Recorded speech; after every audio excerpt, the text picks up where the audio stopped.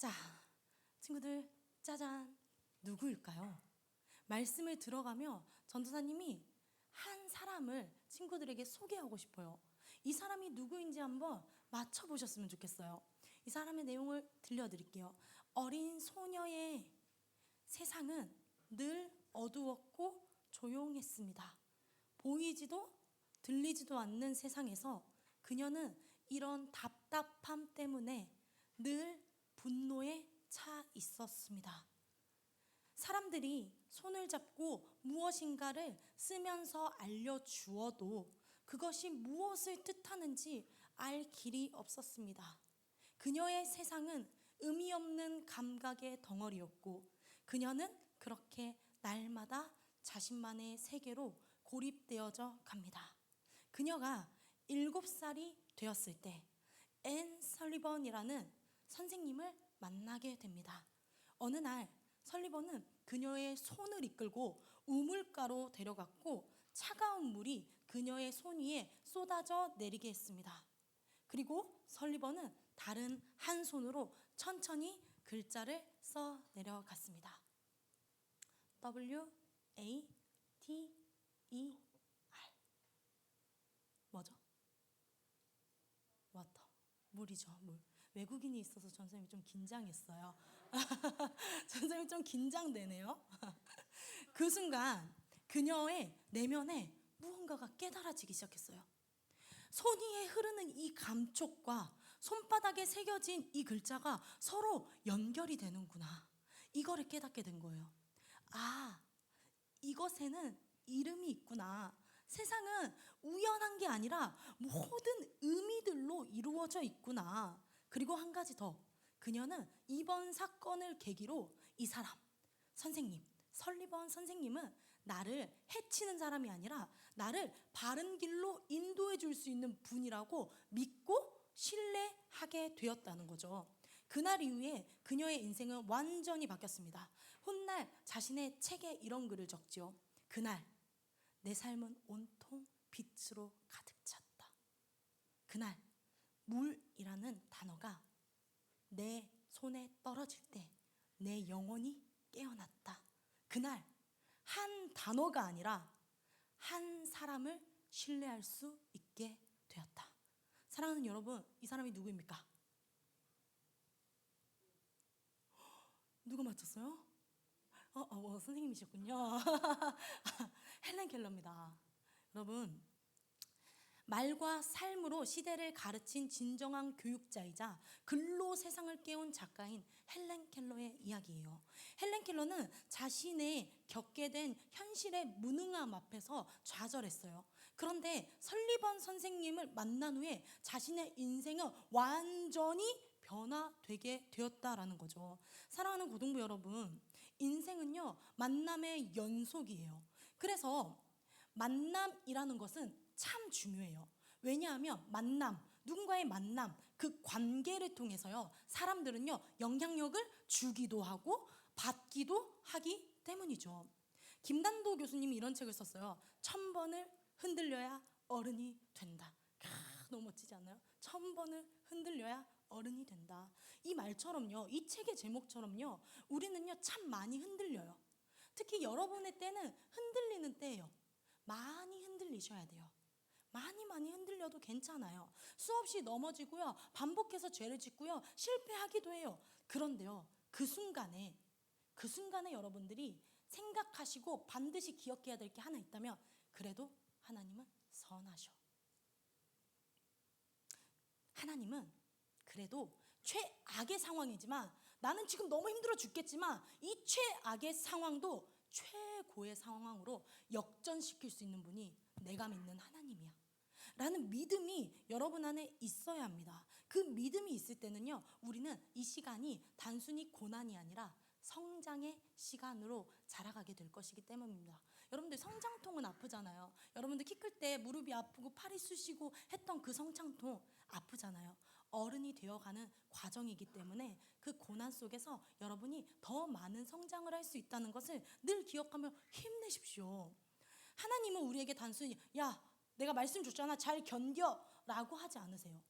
하나님은 어떤 분이시냐면요. 여러분들, 하나님은 성경책에만 계신 분이 아니라 직접적으로 우리의 삶을 주장하시고 인도하시는 분이세요. 하나님은 야, 잘 견뎌라고 하지 않고 우리의 삶에 직접적으로 찾아오셔서 개입하셔서 여러분들을 이끌어 주시는 실제적인 분이세요. 하나님의 일하심을 어떻게 알 수 있죠? 전사님이 조금 생각을 해봤는데 하나님의 일하심을 세 가지 정도로 정리할 수 있을 것 같아요. 첫 번째는요, 가장 정확한 것은 변하지 않는 말씀으로 하나님이 일하세요. 이 말씀을 통해서 우리의 마음을 자꾸 움직이게 하는 거예요. 여러분들, 일주일에 한 번 말씀 읽는다고 하나님의 뜻을 알 수 있는 게 아니에요. 매일매일 말씀이 내 발에 등불이 되어지도록 여러분들은 움직이셔야 한다라는 거죠. 둘째는 기도입니다. 대화를 통해서 하나님은 우리를 친히 만나주세요. 직접 만나주세요. 그리고 하늘의 지혜를 주세요.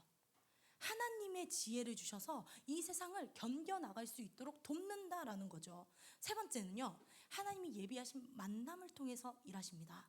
하나님이 누군가를 만나게 하시고 그 만남들을 통하여서 배우게 하시고 깨닫게 하시고 살아내게 하시고 살아가게 하신다라는 거죠. 이처럼 하나님은 어떠한 상황 가운데서도 우리를 버리지 않으시고 포기하지 않으시고 언제나 우리를 향한 다음, 가장 좋은 그 다음을 예비하신다라는 것을 꼭 기억하셨으면 좋겠습니다. 오늘 전도사님이 주목하는 것은 만남이에요. 만남. 헬렌 켈러가 좋은 선생님을 만나게 됨으로 인생이 변화되었던 것처럼 오늘 본문의 이스라엘 백성들의 삶도요, 그리고 오늘을 살아가는 우리들의 삶도요, 누구를 만나느냐에 따라서 변화될 수 있다라는 거죠. 오늘 예배를 드리는 모든 이들에게 하나님을 만나는 역사가 있기를 간절히 원합니다. 하나님을 만나서 인생의 변화를, 인생의 진정한 행복을 경험하시기를 간절히 원합니다. 본문 속의 이스라엘 백성들은요, 하나님의 도우심으로 출애굽했죠. 애굽에서 나갈 수 있게 되었어요. 출애굽 둘째 해가 되었을 때 약속의 땅인 가나안 근처에 가데스 바네아라고도 하고요, 바란 광야라고 해도 무방한데요, 이 땅에 백성들이 잠깐 머물렀어요. 그때 하나님께서 백성들에게 말하셨어요. 민수기 13장 1절과 2절입니다. 우리 같이 읽어보죠. 시작. 여기서 모세에게 말씀하여 이르시되 사람을 보내어 내가 이스라엘 자손에게 주는 가나안 땅을 정탐하게 하되 그들이 조상 가문 각 지파 중에서 지휘관된 자 한 사람씩을 보내라. 하나님께서는 백성들을 위해 미리 예비하시고 약속하신 그 땅을 정탐하고 오도록 하셨습니다. 그렇게 각 지파에서 한 명의 대표들이 선출되어 12명의 정탐꾼들이 선정되었고 정탐꾼들이 가나안 땅을 먼저 보고 오게 되었어요. 하나님께서 정탐꾼을 보내신 이유가 무엇인 줄 아십니까? 하나님께서 왜 정탐꾼들을 미리 보내셨을까요, 여러분들? 전쟁을 잘하기 위해서, 전쟁의 계획을 세우기 위함이 아닙니다. 하나님께서 정탐꾼들을 보내서 그 땅을 보고 오도록 하신 이유는요, 단 하나예요. 하나님을 기대하라고. 하나님이 인도하여 들이실 그 약속의 젖과 꿀이 흐르는 땅을 너희들의 눈과 너희들의 귀로 보고 너희들의 마음에 새겨와. 하나님은 약속을 온전히 이루실 거야. 너희들의 눈으로 볼 때는 거인들이 있어서 너무나도 무서운 땅일지 모르겠지만 그 거인보다 더 크고 위대하신 하나님이 약속하셨어. 그 하나님은 신실해. 그 하나님은 변하지 않아. 그 하나님을 기대해. 하나님이 정탐꾼을 보내신 이유는 전쟁을 잘해보자, 작전을 짜기 위함이 아니라 하나님을 기대하도록 하게 하기 위해서였어요. 그렇게 40일이 지났습니다. 정탐을 마치고 돌아온 정탐꾼들의 보고는 아이러니하게도 두 가지로 나뉘게 되죠. 다수의 10명은요 이렇게 얘기해요. 그 땅이요, 젖과 꿀이 흐르는 정말 좋은 땅인 것 같아요. 포도도 있고 참 좋거든요. 근데요, 그 땅에 거주하는 사람들을 보니까요, 너무 커요. 나 메뚜기처럼 작아요. 저 사람들은 거인이에요. 내가 보니까 저기 성은요 얼마나 높던지 우리 이러다 죽겠는데요. 우리 못 갈 것 같아. 포기. 반대로 소수의 2명은 이렇게 얘기했어요. 누구죠? 갈렙과 여호수아는 이렇게 얘기해요. 맞습니다. 그 땅은 정말로 젖과 꿀이 흐르고 포도도 있고 참 좋은 곳이에요. 그런데요, 하나님이 약속하셨잖아요. 아무리 거인이 있어도 하나님은 그 거인보다 크시잖아요. 하나님은 신실하게 약속을 지키시는 분이시잖아요. 그 땅 우리의 먹이에요. 다른 성경에 보니까 우리의 밥이래요. 밥. 우리가 먹을 수 있는 밥이에요. 우리가 취할 수 있어요. 그 땅 우리 들어갈 수 있어요. 여러분들 힘내세요. 두려워하지 마십시오. 라고 이야기를 했다라는 거죠. 사랑하는 여러분, 이렇게 상반된 두 소식 앞에 여러분들은 어느 쪽을 선택하시겠습니까? 대부분의 사람들은요, 다수결의 원칙을 참 좋아해요. 다수의 의견을 쫓아가기를 원해요. 여러분들도 그러시지 않나요? 하지만요, 기억해야 돼요. 우리 크리스찬들은요, 다수를 쫓는 사람들인가요? 우리는 반대로 소수를 쫓는 사람들인가요? 아니요. 우리는 진리를 쫓는 사람들이에요. 다수를 쫓지도 않고요, 소수를 쫓지도 않고요, 진리이신 말씀 대신 예수 그리스도를 따라가는 사람들이 그리스도인들이라는 거죠. 주님의 길은요, 언제나 좁았어요. 성경이 얘기하잖아요. 좁은 길로 가라. 근데 우리는 넓고 평평한 길로 가고 싶어 하죠. 넓은 길로 가고 싶어 해요. 그게 사람들이 가지고 있는 습성이기도 합니다. 백성들은요, 다수의 의견을 듣고요, 어떻게 했냐면요, 하나님의 약속과 하나님의 신실함을 잊어버렸어요. 망각합니다. 그리고 통곡하죠. 희망이 없는 자들은 울 수밖에 없는 거예요. 소망이 없는 자들은 울 수밖에 없는 거예요. 그들이 원망하죠. 어찌하여 하나님 우리를 이곳으로 인도하셨죠? 그냥 우리가 애굽에서 살았으면 얼마나 좋았겠어요. 애굽에서 죽었으면 안전하게 죽었죠. 그냥 우리 새로운 지도자 세워서 애굽으로 돌아갑시다. 돌아가자. 사람들을 선동하기 시작한다는 거죠. 모두들 똑같이 약속의 땅을 하나님께서 주신다고 명령하신 것을 들었습니다. 그러나 지극히 인간적인 마음을 가진 다수의 백성들은 현실의 문제를 바라봤습니다. 하지만 하나님의 마음을 가진 사람들은요, 소수의 여호수아와 갈렙은요, 하나님을 바라봤습니다. 문제가 아닌 하나님을 바라보았다라는 것이죠. 성경의 말씀처럼요, 지킬 것 중에 마음을 지키는 것이 참 중요합니다. 왜냐하면 바른 마음이 바른 인생으로 이끌게 될 것이고, 바르지 못한 마음은 바르지 못한 길로 이끌게 될 수밖에 없기 때문입니다. 결국요, 다른 마음이 다른 인생을 가져오게 됩니다. 아직 일어나지도 않은 미래에 대한 두려워하는 마음은요, 우리를요, 과거에 확실했다고 생각하는 안전으로 이끌고 갑니다. 그러나 이보다 더 큰 문제는요, 과거에 확실했다고 여겨지는 그 안전한 것들이요, 때로는요, 진짜 안전한 게 아니었을 수도 있어요. 무슨 말인지 아시겠어요? 내가 지금 너무 힘드니까, 옛날에는 좋았었는데, 옛날에는 괜찮았다니까? 옛날로 돌아가고 싶어 하는데, 잘 생각해 본다면 그 옛날이 진짜 좋았던 때가 아니었을 수도 있다라는 것이죠. 사람들은요, 과장된 해석과 오류를 범할 수도 있습니다. 여러분 한번 잘 생각해 보세요. 이스라엘 백성들이 애굽에서 어떤 신분이었죠?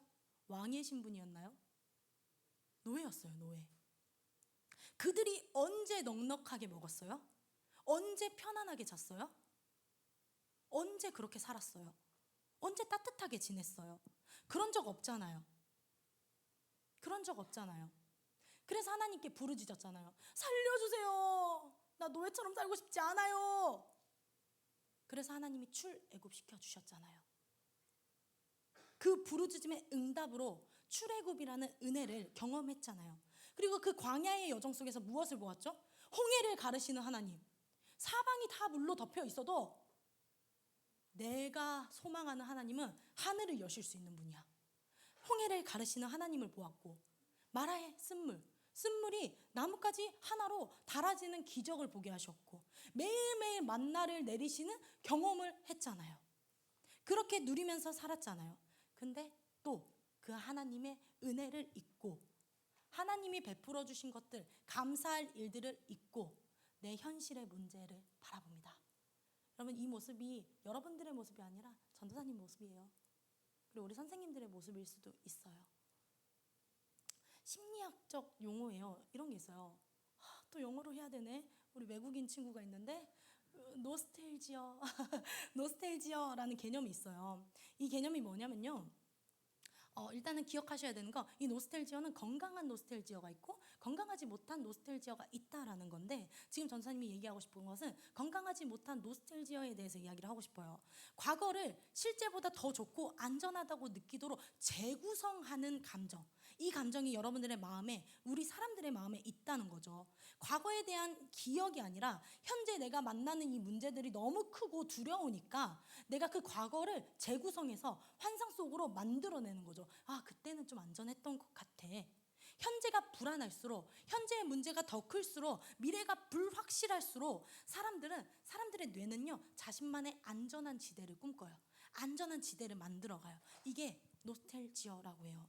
문제는요, 뭐냐면 이때 사람들이 생각한 그 안전지대는요, 그 과거는요, 과장되거나 오류된 해석일 때가 있다라는 거죠. 과거의 곁은 고통과 억압은 삭제되고 축소되는 경향이 있다라는 거예요. 지금 딱 백성들의 심리가 그랬어요. 분명한 것은요, 이것은요, 그렇게 과거로 도망가려고 하는 이 습성은요, 위로가 아니에요. 안전한 게 아니에요. 이건 회피예요. 회피입니다. 여러분, 회피하면 아무런 일도 일어나지 않아요. 도망가면 아무런 일도 일어나지 않아요. 저는 여러분들이 부딪힐 수 있는 사람이었으면 좋겠어요.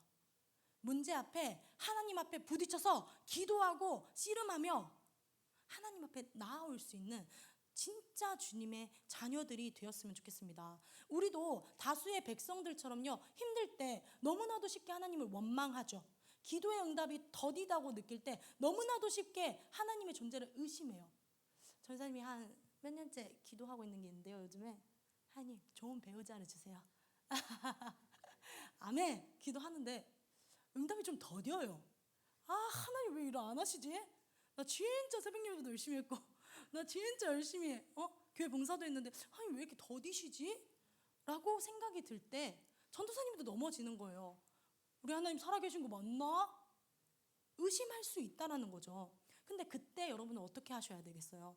그때 힘든 순간이 안 오도록 그냥 기도만 하면은, 온실 속의 화초를 꿈꾸면 모든 문제들이 해결이 되답니까? 온실 속의 화초는요, 여러분들 밖에 나가면 죽어요. 빨리. 왜냐하면 겪어보지 않은 고난을 만나기 때문이죠. 근데 난 여러분들이 온실 속의 화초가 아니라, 잡초라는 표현은 좀 위험할 수 있지만 그렇게 강인한 생명력을 가진 하나님의 열매가 되었으면 참 좋겠습니다. 여러분, 다시 한번 우리가 잘 생각해 봅시다. 우리 지금까지 살아오면서요, 여러모로 참 많은 고난들을 겪으면서 살았어요. 고1이라고 고민이 없는 게 아니에요. 고1이라고 힘든 게 없는 게 아니에요. 아이들도 아이들의 나름대로 고난과 힘듦과 어려움, 말 못할 사연들을 가지고 있어요. 그리고 여러분들은 잘 살아오셨어요. 과거에 비슷한 고난들을 잘 생각한다면 다 지나왔어요. 과거에 비슷한 고난을 잘 지나왔다고 해서 과거의 그 고난의 무게가 작았다라고 얘기하는 건 아니에요. 즉, 과거의 고난도 오늘의 고난처럼 힘들었어요. 그렇다면요, 여러분, 또 다른 한편으로 생각한다면, 과거의 고난을 내가 잘 지나왔다면, 잘 견뎌왔다면 오늘의 고난도 내가 잘 견딜 수 있겠구나. 여러분, 생각을 전환하셨으면 참 좋겠습니다. 좌우를 바라보면 우리 한번 이렇게 인사해 봅시다. 이렇게 한번 인사해 보세요. 시작. 그동안 하나님과 함께 잘 견뎌오셨습니다. 앞으로도 하나님과 함께 잘 이겨낼 것입니다. 여러분들 한 번 더 인사해 보세요. 이렇게 시작. 그동안 하나님과 함께 잘 견뎌오셨습니다. 앞으로도 하나님과 함께 잘 이겨낼 것입니다. 불확실한 길, 불확실한 미래를 바라볼 때 두려운 마음들이 인간에게는 있습니다. 근데 그 두려움에 휩싸여 현실에 안주하지 않고 하나님의 약속을 의지하셨으면 좋겠습니다. 간단하게 권면을 드리면 불확실한 미래에 대한 과거의 미화된 경험을 의지하지 마시고 과거에도 오늘도 나를 위해 좋은 길을 다음을 예비하시는 그 하나님을 의지할 수 있는 여러분이 되어지기를 바랍니다. 아브라함, 믿음의 조상이라고 하는 이 아브라함은요, 하나님께서 얘기하셨잖아요. 아비의 집을 떠나서 가라고 하셨을 때 아브라함이 어디로 가야 할지 몰랐어요. 그냥 가라고 하셨어요. 근데요, 아브라함은 확실히 알았어요. 내가 어디로 갈지 몰라도 누구랑 갈지는 알아. 어디로 갈지는 모르겠지만 하나님과 걸어가는 그 길이 가장 안전하다는 것을 알았죠. 그렇기 때문에 발을 내디딜 수 있었습니다. 말씀을 정리할게요. 하나님은 이스라엘 백성과 그리고 하나님의 자녀된 우리들을 정말로 사랑하세요. 그렇기 때문에 사실은 우리가 얼마나 빨리 목적지에 도달하는가에는 그다지 관심이 없으세요. 결과주의, 성공주의, 부익부빈, 세속주의, 명예 권력주의, 이 시대가 추구하는 여러 가지의 세계관들 속에서 살아가고 있는 그리스도인들에게 가장 필요한 게 뭔지 아세요? 속도가 아니에요. 속도가 아니라 방향입니다. 빠른 속도가 아니라 바른 방향성이 우리에게는 필요합니다. 그래서 하나님은 때때로 우리의 삶을 의도적으로 계획적으로 광야 같은 길로 이끌어 가세요.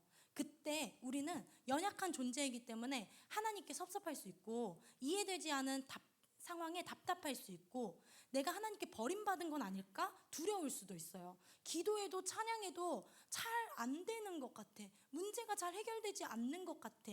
라는 마음에 불안할 수도 있어요. 그런데 여러분들 그때 오늘 말씀이 여러분들에게 힘이 되었으면 좋겠습니다. 그렇더라도 견디자. 그렇더라도 살아보자. 도망가지 말고 부딪혀 보자. 왜냐하면 이 모든 것은 재앙이 아니요 우리를 향한 하나님의 사랑이요 크신 계획 중에 있기 때문입니다. 우리는 다 알 수 없지만 하나님은 우리를 향한 놀라운 계획과 목적을 분명히 가지고 계신 분이기 때문에 오늘도 신실하게 일하고 계시기 때문에 힘들 때 상황이 아니라 하나님을 묵상하며 우리를 위해서 신실하게 선하게 인도하시는 그 하나님을 기대하며 살아가는 여러분들이 되어지기를 간절히 소망합니다. 끝으로 사랑하는 고등부 공동체 여러분, 이제 정말 말씀을 맺습니다. 전도사님이 최근에 본 영화가 있어요. 이런 영화거든요. 이 영화의 한 장면이 너무 감격스러워서 전도사님이 몇 번 돌려봤더니 외워버렸어요. 뭐라고 얘기하냐 한번 들어보세요. 이게 전도사님에게 참 도전이 되었는데 오늘 여러분들에게도 도전이 되기를 간절히 바라요. 제가 힘을 달라고 기도했더니 하나님께서는 저를 강하게 만들 어려움을 주셨습니다. 제가 지혜를 달라고 하나님께 기도했더니 하나님은 제가 해결해야 될 문제들을 주셨습니다. 제가 용기를 달라고 하나님께 기도했더니 하나님은 제가 극복해야 될 많은 위험들을 주셨습니다. 제가 사랑을 달라고 하나님께 기도했더니 하나님은 제게 도움이 필요한 사람들을 너무 많이 보내주셨습니다. 제 모든 기도는 응답되었습니다. 정말로 사랑하는 고동부 여러분, 여러분이 걷는 길이요 불확실해 보이죠? 미래가 어떻게 살아야 될지 잘 모르겠죠. 대충 살고 싶지는 않은데 꿈도 없고 비전도 없는 것 같은 답답함이 우리 안에 있죠. 그걸 두려움이라고 표현을 해요. 그때 여러분들이 기억할 때 내 미래가 불확실해도 확실한 하나님이 나와 동행하시면 내가 나아갈 수 있다. 이 믿음이 오늘 여러분들에게 있어지기를 간절히 기도합니다.